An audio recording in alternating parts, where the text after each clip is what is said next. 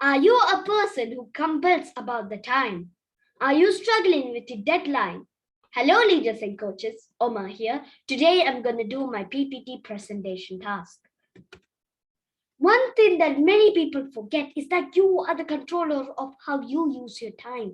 Many people think that time controls what you do in certain periods of time for you, but you control what you do in certain amounts of time. Maybe your parents or guardians can decide what you do in a certain amount of time if you're not old enough. But if you're old enough and you have a good decision making technique, you can, you are the controller of what you do in your time. Because some people they can't manage their time, they get overwhelmed with guilt, self-doubt, and many other strong emotions. They question themselves, and it's just a miserable feeling. But with the right amount of focus and good time management techniques, you can easily learn how to take control of your time and get things done on schedule. If you have a right amount of focus and time management techniques, you can easily take control of your time and get things done. And you won't feel miserable or overwhelmed with guilt anymore because you can manage your time and you know what to do in certain periods of time. If hard work is the key to success, then time management is the key to buy that key. Time management is the shop to buy that key. If this key is hard work, then this shop is time management.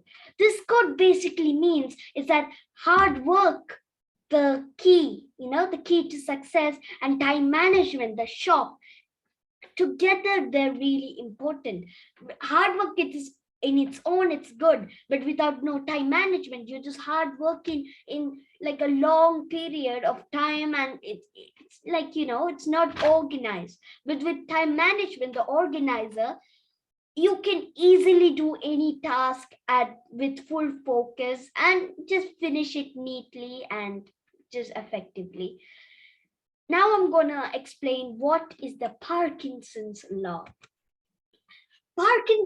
Parkinson's law basically mean that the amount of time you provide to yourself to finish a task, you will finish that task in that amount of time.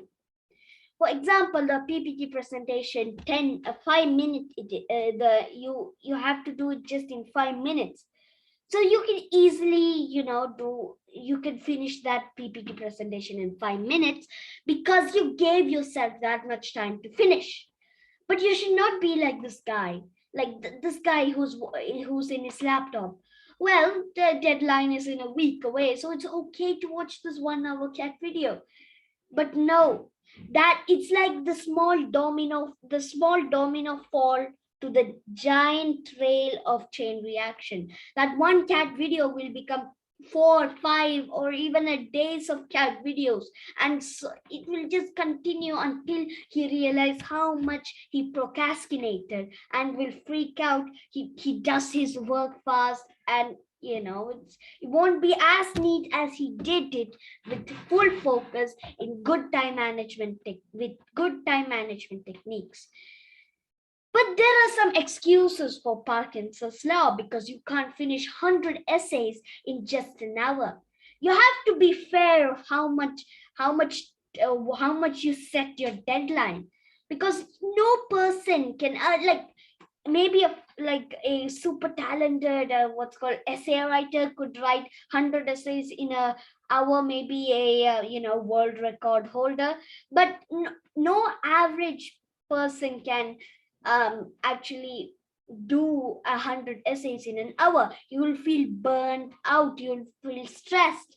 Like, this guy is feeling stressed because a month of work, but he was playing video games for most of the days, and then he quickly did his month of work in a week. So you can imagine how it will be, right? It won't be as neat as he did it. If he had done it in a month, he rather did it in a week with like so much focus, but it won't be as neat as he would have done it, like with full focus, with the right amount of focus in a month time. Okay, if you set the deadline too far or make the goal too distant, it will take that much time to get accomplished. As I told before, this is also Parkinson's law. But Parkinson's law means how much you set your time, that much time it will take for you to finish that task or goal or whatever. So if you set it too distant, if you set your goal too distant, your goal, you'll get your goal to like very slowly. But if you set it right, like an year minimum, I mean maximum an year, minimum an year, you can quickly do it. For like professional case, like you want to be a professional, let's say footballer, then you can set an year, because professional footballer means it's a lot of work. But with good amount of focus and good amount of time management, you can at least a maximum, you can what's called get to be a professional footballer in an year, because you did hard work, you joined clubs, you took all your opportunities, you didn't leave anything out, and of course you will become a professional footballer in a year. Okay, eat that frog. What does eat that frog means? And why should we eat that frog? Your frog is your most is your most visual task. Eat your ugliest frog first. What does that mean? If you can start your day by eating the ugliest frog, you have tackled the worst thing that day and can multiply your results.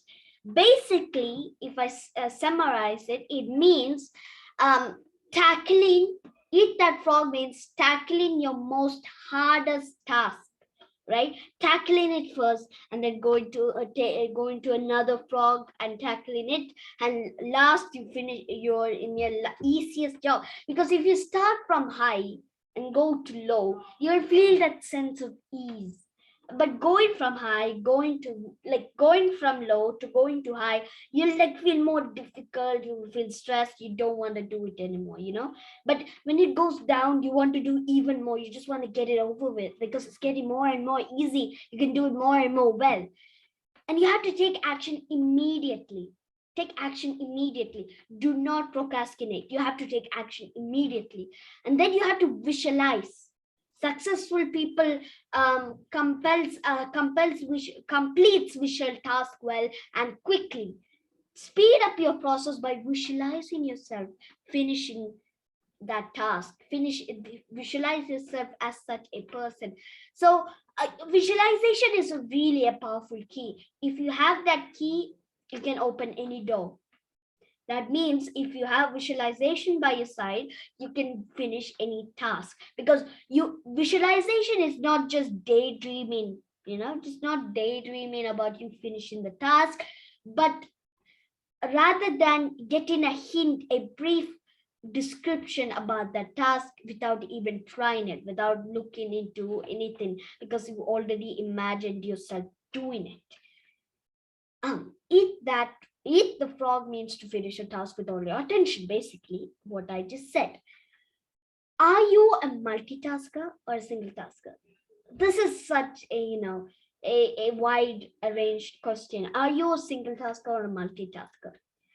Well, as you can see in the photos, a single tasker is this guy. This guy is a hardcore single tasker. He just put blind folds near the sides of his eyes, so he will just concentrate in his task, do it with full focus, with good time management techniques, and just finish that task over with and go to the next task. Maybe he can take a break, because if he goes in the pace and takes 2-3 breaks only, he can finish it in 4 hours or less.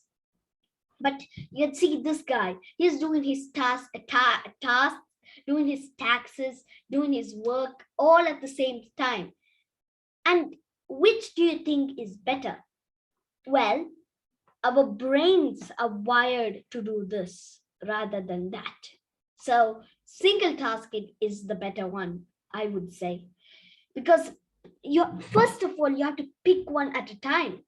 If you do everything at once, your brain will be confused. You're losing brain power.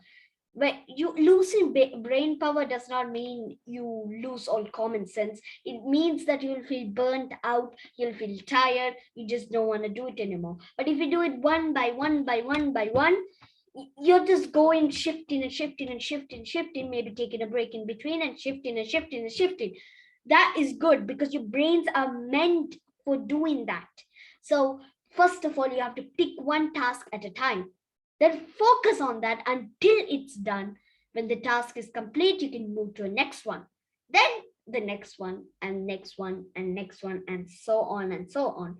This is because single tasking is often the best choice.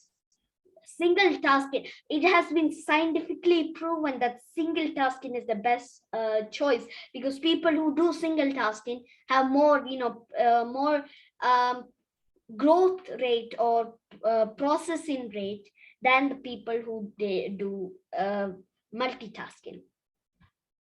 Parkinson's law and understanding some of the difficult time management technique at your disposal, you will find that you have way more time in your day than you ever imagined. If you have Parkinson's law and understanding some of the different time management techniques, you can you can really understand how much is 24 hours, how long is 24 hours, you how much hours, like how much minutes and seconds is 24 hours. And may success be with you all, always. All the best. Thank you.